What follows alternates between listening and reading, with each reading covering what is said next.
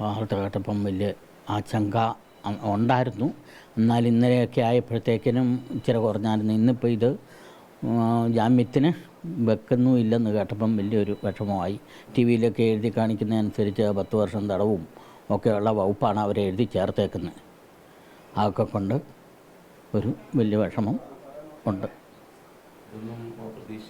ഇല്ല പ്രതീക്ഷിച്ചില്ല. കാരണം അവരൊരിക്കലും തിന്മയായിട്ടുള്ള ഒരു കാര്യത്തിനും അവർ ഇവിടുന്ന് വരെ ഓരോ സാധനങ്ങൾ കൊണ്ടുപോയി അവിടുത്തെ പാവപ്പെട്ട അവർ നിൽക്കുന്ന മടം വഴി കൊണ്ട് കൊടുക്കുന്ന കൂട്ടത്തിലാണ് ഉള്ളത്.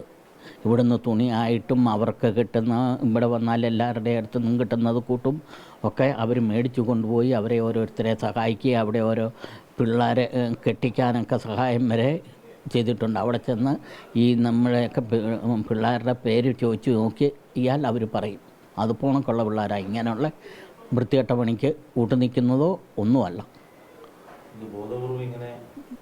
ഇതിപ്പോൾ ഇവരെ ഈ സിസ്റ്ററിനെയും ഈ പിള്ളേരെയും കൂടെ കണ്ടു. ഇവർ പറഞ്ഞ ഇപ്പം അങ്ങ് തീരുമാനിച്ചു ഇവരെ മതപരിവർത്തനത്തിന് കൊണ്ടുപോവുക എന്നങ്ങ് തീരുമാനിച്ചു. പക്ഷേ അവരന്വേഷിച്ച് വന്നപ്പോഴല്ലേ ഇവർ മാറ്റേണ്ട കാര്യമില്ല. CSIക്കാർ കത്തോലിക്കർ ഇത് തന്നെ പെട്ടതാണെന്ന് മനസ്സിലാകുന്നു.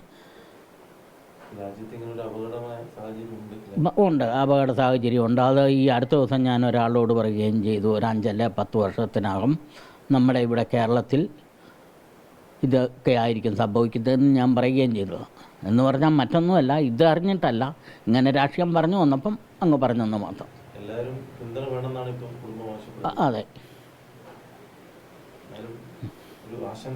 ആശങ്ക തന്നെ. അതെ അതെ, നമ്മുടെ പിള്ളേർക്ക് ഇങ്ങനെ സംഭവിച്ചെന്ന് പറഞ്ഞാൽ എൻ്റെ ഇളയത്തുങ്ങളാണ്. പോകുന്നതിനെപ്പറ്റി ഇതുവരെ ഒരു തീരുമാനമില്ലായിരുന്നു. ഇനിയിപ്പോൾ ഇതിൻ്റെ ഓരോ വിവരം കൂടെ അറിഞ്ഞിട്ട് എല്ലാവരുമായിട്ട് ആലോചിച്ച്. എൻ്റെ ചേട്ടൻ ഒരാളോടുണ്ട്, പുള്ളി അച്ഛനാണ്, പുള്ളി സ്വിറ്റ്സർലൻഡില്ല. അപ്പോൾ പുള്ളിയെ ആയിട്ട് ആലോചിച്ച് വേണ്ടുന്നത് ചെയ്യും.